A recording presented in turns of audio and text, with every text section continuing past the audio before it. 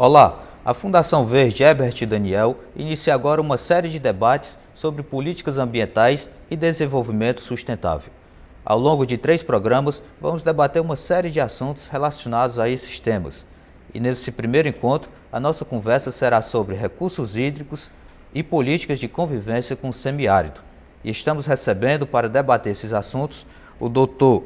Giane Lima, que é analista em recursos hídricos da Companhia de Gestão de Recursos Hídricos do Ceará, a COGE.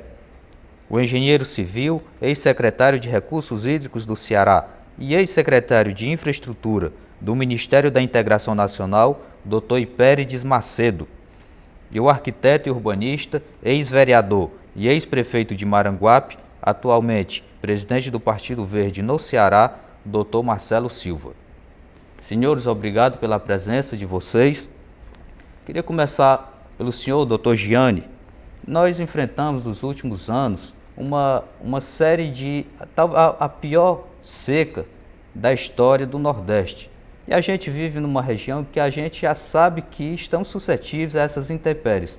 E mesmo assim, não tem conseguido se preparar como outras regiões do mundo, a exemplo de Israel, já conseguiu se preparar melhor. O que acontece que aqui no Nordeste, a questão da seca, da convivência com a seca, ainda é tratada de uma maneira, digamos que paliativa?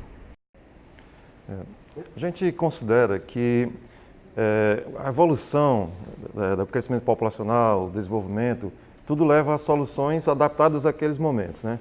Então, o estado do Ceará investiu na açudagem, que era a forma talvez mais barata, né, relativamente, de se acumular água e ter água para atravessar anos secos. Ou seja, dessa forma a gente, na verdade, já tem consciência que a gente tem períodos secos e por isso que o açude se justifica, né? O açude, dependendo do seu porte, ele pode ter água para 5 anos, como Castanhão, ou até mais, né? Mesmo com 5 anos de seca, o Castanhão ainda tem sua água. Agora, tudo isso depende da condição, principalmente hidrológica e topográfica do nosso estado. Ou seja, existem açudes feitos em regiões que não poderia ser do tamanho de um Castanhão. Então, esses açudes muitas vezes só têm água para 1 ano, não resiste a mais de que 1 ano de seca, né? E essa é uma limitação natural. Ou seja, a gente teve essa tecnologia implantada, resolveu por muito tempo, né? Agora, a gente está chegando naquele momento em que as ações foram feitas, os investimentos, está chegando no seu limite. E para agravar essa situação, a gente tem uma seca que, na verdade, não é uma seca dentro desse ritmo esperado que o senhor coloca, né? Na verdade, foi uma seca que extrapolou toda a nossa história, pelo menos dos últimos 100 anos. A gente não verifica secas de 5 anos seguidos.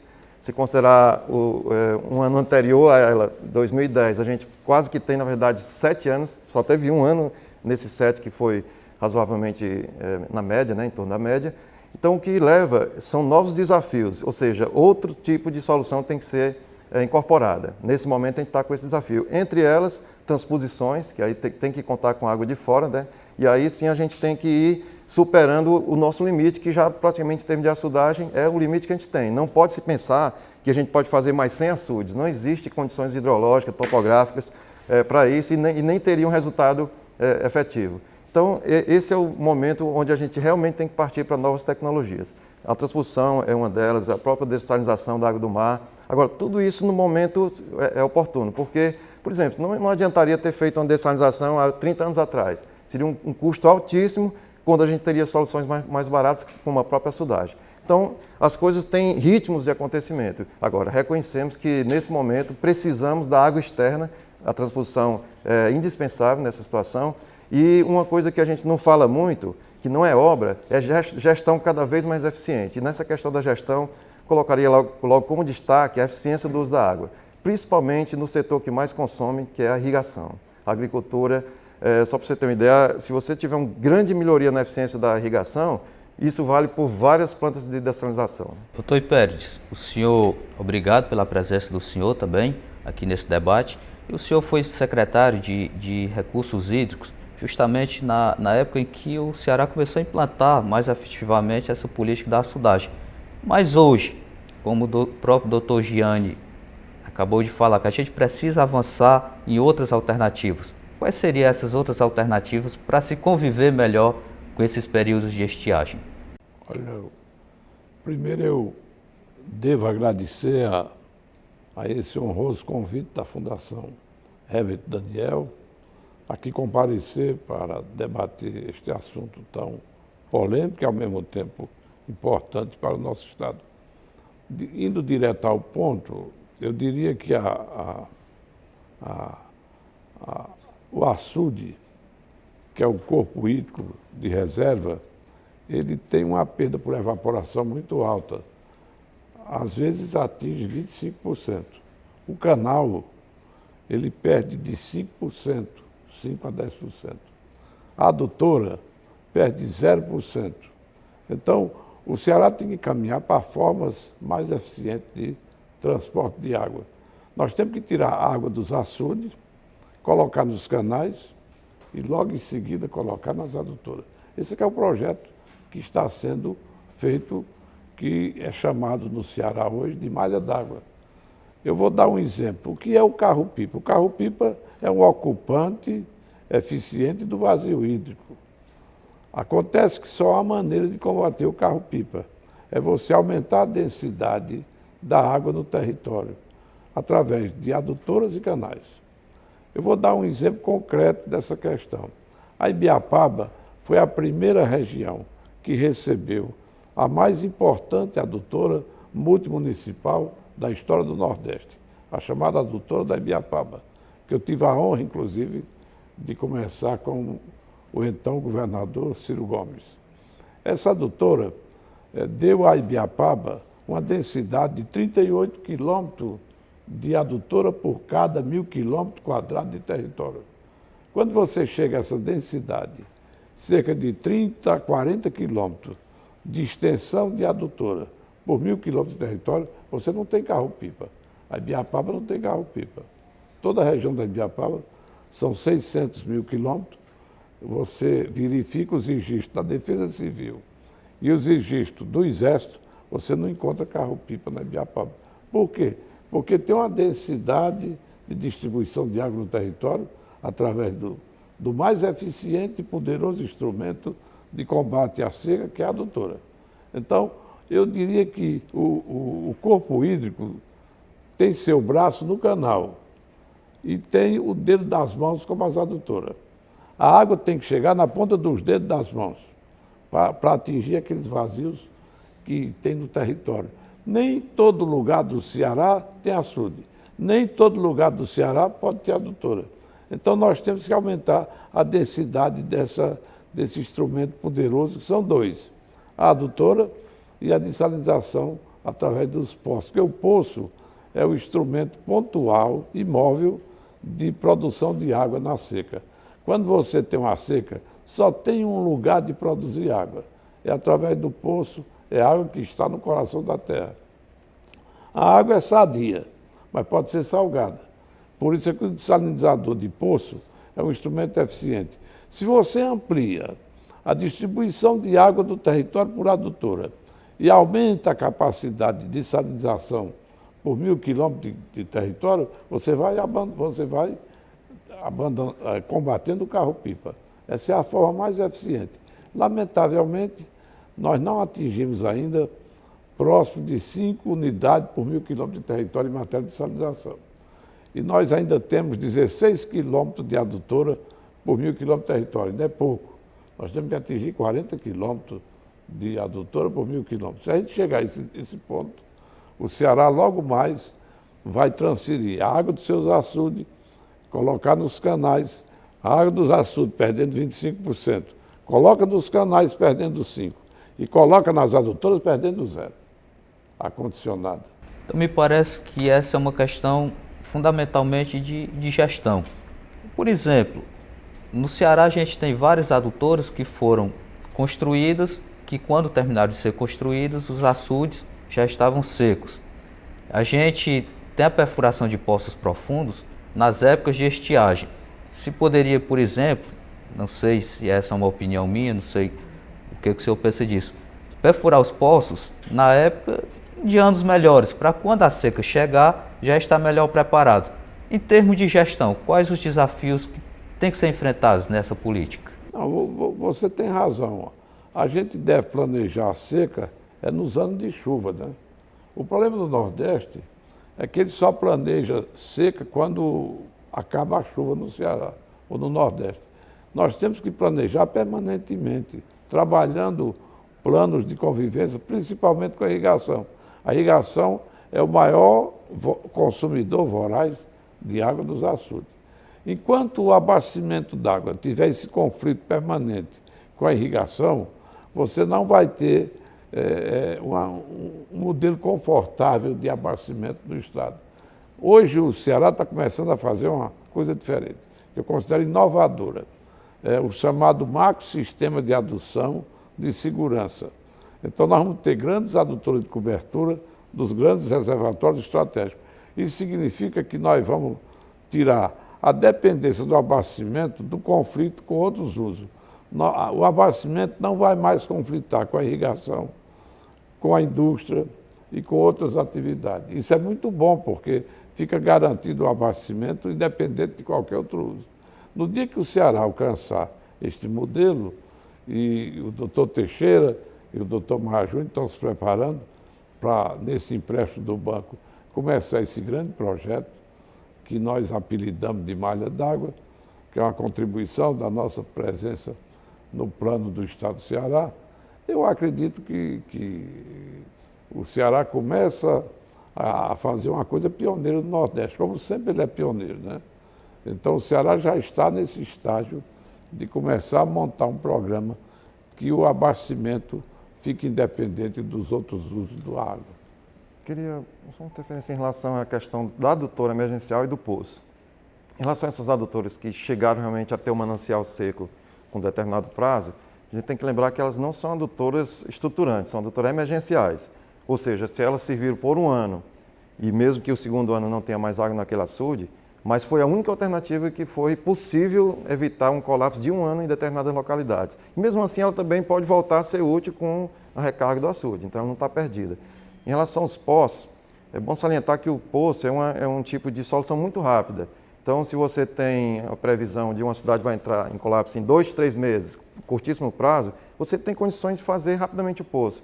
Por isso que talvez não seja recomendado você ficar perfurando poços em épocas de chuvas normais, porque você está investindo um dinheiro talvez que não seja a região que vai precisar. Você tem que identificar onde é que realmente o problema vai acontecer, principalmente quando se trata de poço emergencial, que vai substituir o manancial principal, a não ser que seja a fonte principal, ela tem que ser feita de uma forma estruturante. Mas se for um poço emergencial, é mais adequado fazer na véspera da crise, porque você evita de estar fazendo poço onde não vai ser preciso. Questão de recursos, né? Além de você assistir esse programa aqui no site da Fundação e nas nossas redes sociais, você pode entrar em contato conosco e solicitar uma cópia em DVD que a gente manda entregar aí na sua casa.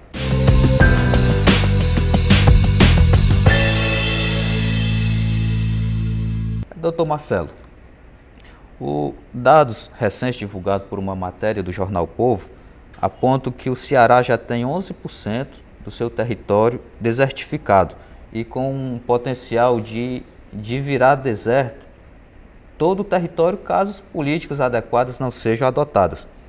Esse processo tende a agravar ainda mais esses fenômenos de seca que a gente vivencia?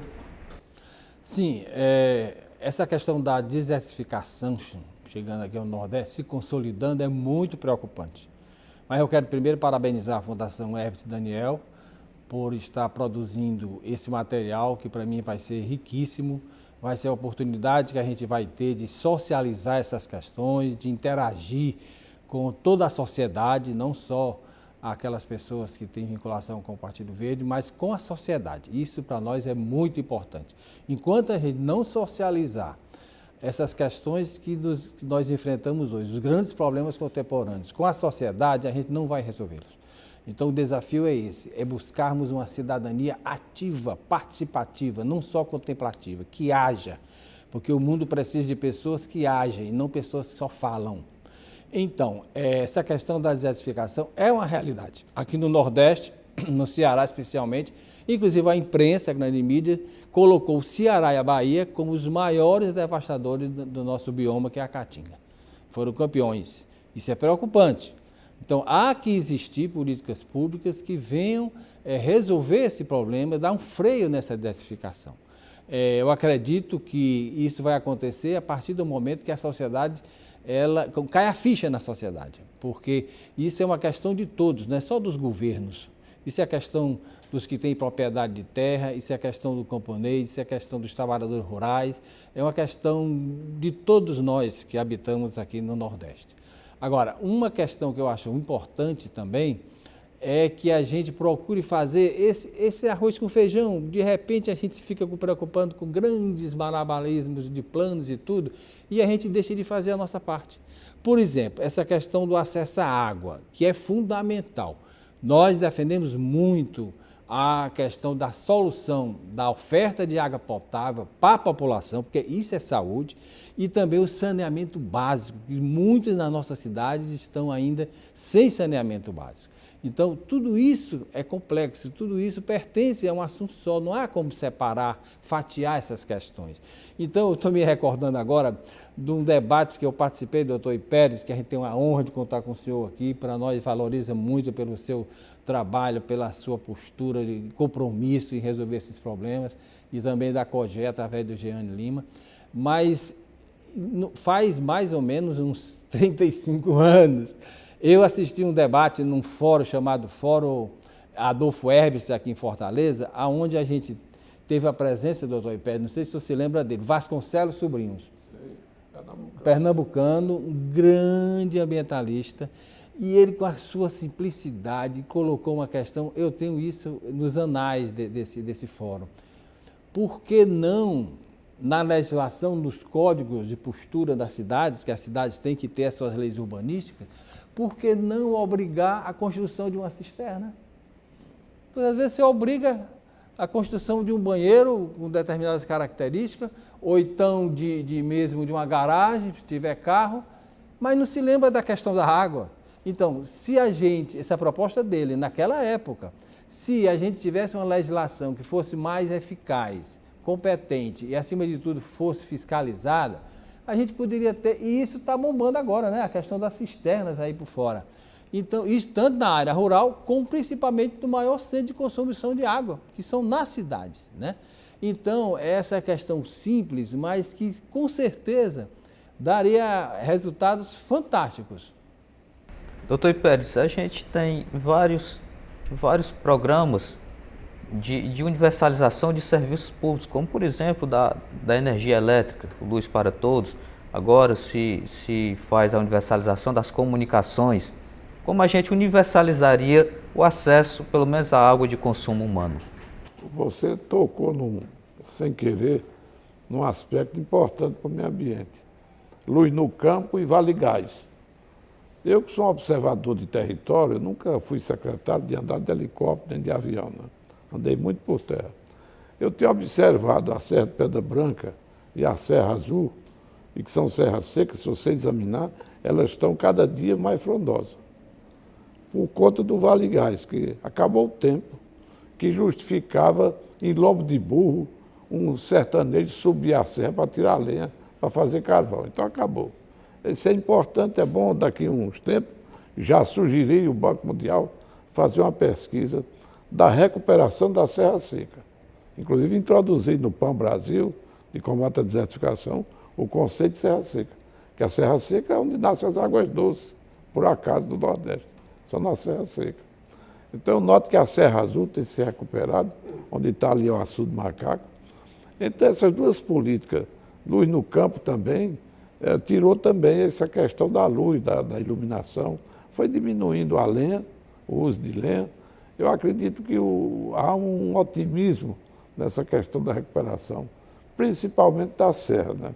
Eu acho isso muito importante, porque se a serra for recuperada, a água fica mais doce, porque o arrastamento da erosão superficial da água, que ela é um dipolo, é uma espécie de uma bateria, ela atrai o sódio e o cloreto de sódio e ela vai formando a salinidade. Tirando essa erosão, ela vai se enganchando nas raízes dos vegetais e você tem água, inclusive, com mais doce. Então, eu acho que algumas políticas, de fato, caminham para melhorar essa questão que o doutor Marcelo tanto se preocupa, que é o meio ambiente. Doutor Jeane, esse é um aspecto interessante também, a questão do desmatamento.